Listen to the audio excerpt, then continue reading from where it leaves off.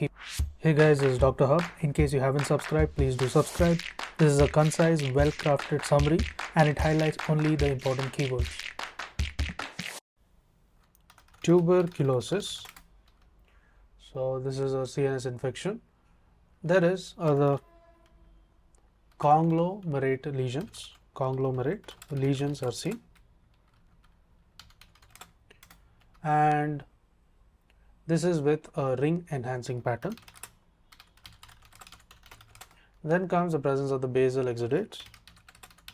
Basal exudates are present with a thick meningeal enhancement. So basal exudates with a thick meningeal enhancement, and these are nothing but the features of the meningitis. Then comes the presence of the lipid peak. The lipid peak is at 1.3 ppm, and this is nothing but on the MRS. Then comes the presence of infarcts as well.